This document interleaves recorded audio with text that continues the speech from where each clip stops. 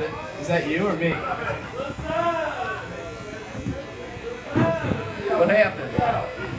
Check. Yeah, there we go. It's all good. 1, 2, 3. Heads. No, I said that already. You go first, Toots.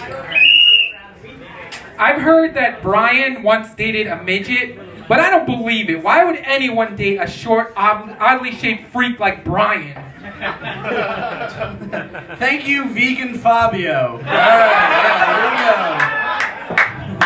go. Old bird bones Dan Brown. Dan's such a cute boy until you find out he's 40. Dan, you look like you blew people behind the set of the movie Break.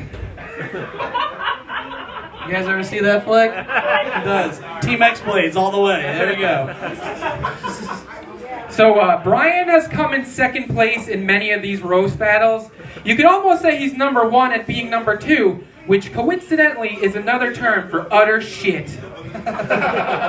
That's coming from ribbon dancing Hulk Hogan himself, everybody.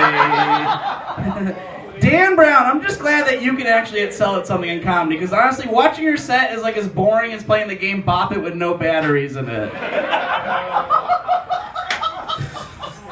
So Brian often jokes about drinking himself into a stupor and huffing paint fumes.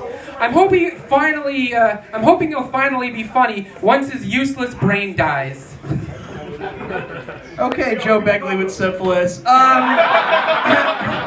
Dan Brown looks like he writes breakup poetry with a quill. I stand by that.